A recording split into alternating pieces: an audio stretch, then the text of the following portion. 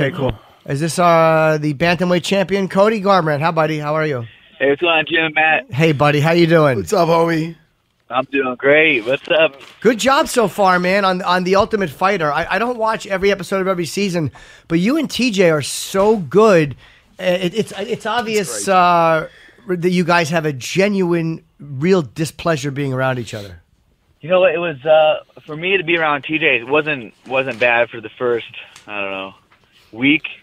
You know, it was weird because Dwayne and TJ, I told, you know, they kept coming up to me and trying to congratulate me on the win, and you know, Dwayne kept trying to shake my hand. I'm like, Dwayne, I'm not here to be friends. I'm not here to be cool with you. I don't like you. We've never been cool. Don't try to come up and congratulate me because it's fake. It's a backhanded comment. I saw you go in the media and say Dominick was hurt. He looked off. This and that. I'm like, don't say nothing. Don't go out of your way to, you know, be fake and try to compliment me on my win. I said, give me a little bit of credit, but you don't. So you can just keep it at that. That was like the first day of filming, you know. So I was like, it was just weird, and then proceeded them trying to be nice the whole time.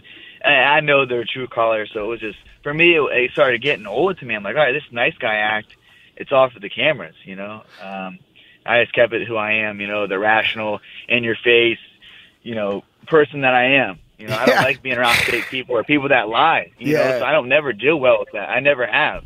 And that's raw emotion for me. Yeah, no, you're definitely emotional. I definitely relate to that because I'm pretty emotional too. I like, you know, I like that you say the, you know, me, the rational guy, and it got bad eventually. The first week, don't you grab TJ by the neck? No, they showed that. I think that was the first. I don't know how they.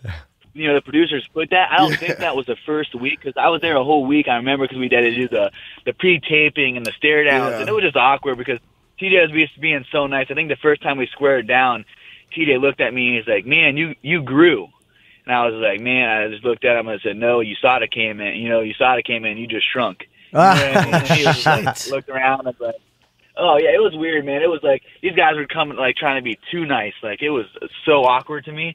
And yeah, I think that was the second week that I grabbed them by the throat.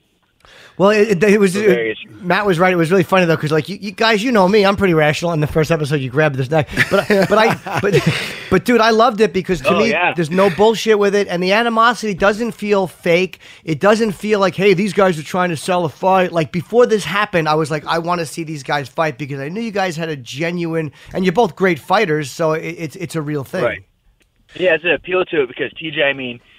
He's a great fighter. He's a great, you know, in this life I need worthy opponents, and he's one of those opponents that's going to make you grow in the octagon and grow as a fighter, grow as a human in there. So, yeah, he's great. I've always wanted to fight TJ, you know, since he departed. He had the belt, and then he lost it, and it was Cruz, and I, you know, took it from Cruz, and now it's TJ. And you know, TJ's, his last few fights, you know, he's done well, I mean, against his competition. So that's, you know, and then obviously the added former teammate, you know, the way he left, how he continues to lie. It just, man, I just really want to beat this guy's, you know, face in and then move on in this chapter because it's, you know, he's wish-washy in the media, and then he's, you know, he doesn't want to, you know, then he'll send me a, you know, private message saying, it's all kinds of dumb shit. I don't know, man. He's lost. He's a lost dude. Conor, let me, as a fan too, like, you know, again, I've spoken to you and I know Uriah, so I tend to believe you guys because I have more of a relationship with you. But TJ is denying it. Like, how are fans supposed to differentiate? Because, like, especially that conversation between Uriah and between TJ, where he's like, "Hey, look, you gave me an ultimatum." No, I didn't. And they're the only two that seem to know the truth of it. And it's like, how is a fan supposed to differentiate exactly what happened? It's really hard to weed through it all, you know? There's so many bad feelings. Right. The thing is that there was never ultimatum. You know, that's the thing that upsets me the most, that I don't care. TJ, that ship has sailed about him leaving and what he did to the team. I don't even care. You're gone. Cool. Don't continue to lie. No one ever gave you ultimatum. No one ever told you to this or that.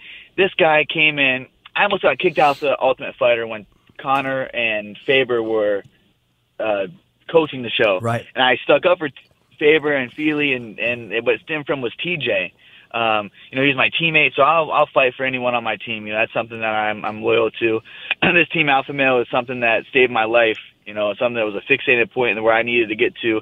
Thought that I needed to get here as a teenager to be a world champion. And really, man, it was a focal point that I needed to, an outlet. I needed my destination to get to be a world champion, and really, to hone my skills on martial arts and grow as a human around these great humans.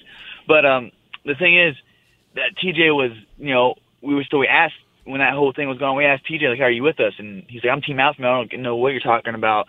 So he's saying this and Conor's saying that. So I'm like, all right, this is the guy that's giving us his word.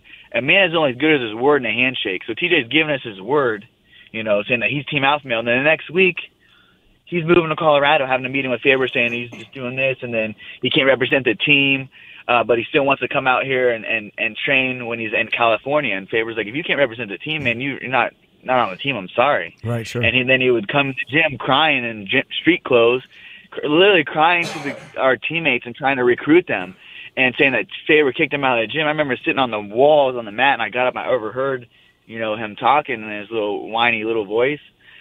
He throws it in. I got up and I was like, TJ, that's not the deal, bro. I was like, don't even sit here and try to lie and spread these lies. You didn't get kicked out of the team. You chose to leave the team for money. Go, be gone. Just do it. Just leave. Don't come out here and make it worse. Just leave. And that's what that was. Now he's going on and saying, the ultimatum, he was kicked off the team. It was never that. Hey, go ahead. I don't care. If you feel good with Dwayne, go with Dwayne. That's fine. The way I would have respect for TJ if he did it differently. Joe Benavidez left, around the same time and did it respectfully. Had his wife, wife now out there, and he did split camps up, out in Vegas. His wife lived out there, and he was honest and communicate with everybody that, hey, this is what I'm going to do. This is what I feel good with. We're like, all right, cool. That's fine. And, you don't see him getting, the team hating him. We still hang out with Joe. Joe's still, we still hang out with Joe. We're still cool with Joe. The way TJ did it was straight bold-faced lied to everybody. The people that was his, best friends, and he's still saying in his interviews that Justin Buckles and Dominick still are his best friends. It's like, how can you be best friends with someone that lies and just continues to lie? It's the way he went about it, basically. That's what you're saying, compared to how Joe did his thing. Yeah, for sure. Exactly. I think things could have been way different if TJ was manned up about it, was just real and didn't lie to everybody about it. And I would be cool. I don't care if he left the gym or whatever. If he feels good with Dwayne, that's good. You feel good with someone, to go with them. I might have my uncle that I moved out here, but I still bring my uncle out. That's who I've had since the beginning. So I can kind of relay on that. Like, he feels good with Dwayne, okay, but don't sell out everybody else and lie who brought you up. That's the thing that I'm about, and that's ship sailed for me. Like, it's just the reason what everyone wants to go on the media or ask the fans, or why are you guys acting so crazy when he left, and Joe, and you're not acting like that toward Joe. It's because Joe did it differently, sure. And TJ is still continuing to lie about everything. And then it's everybody on his team that was his friends for the past 10 years is like, dude, we can't wait for you to smash this guy. We're tired of his lies. He's just lying through his teeth on national television. So that's where we're at with that.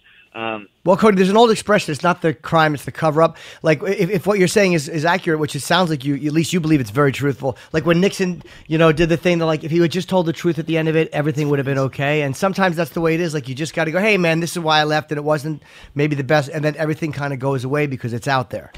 Yeah, exactly. That. And then I think even still, like, the whole show, I kept, like, whispering in his ear. I'm like, bro, just be real with it. Like, I was, like, we were beside each other. I was like, man, just admit that it was real. Admit that it was real.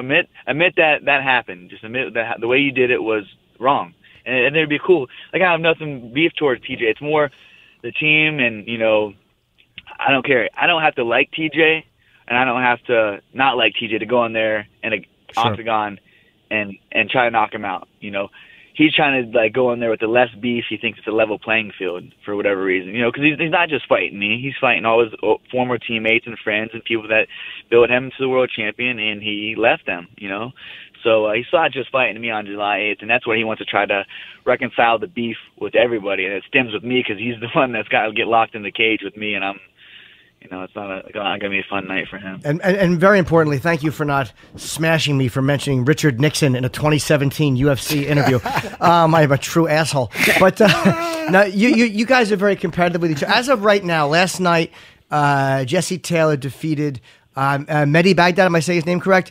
Now, you're down 3-0 to TJ, which I know as a coach that's got to be very frustrating because you're a good coach and these guys are all really good fighters, but you can't make them do what you want them to do in the ring. So how are you handling that? You know what? It's I've dealt with loss my whole entire life, so It's like, it's still uncomfortable and a feeling that you want to do, but literally we're trying to get these guys, in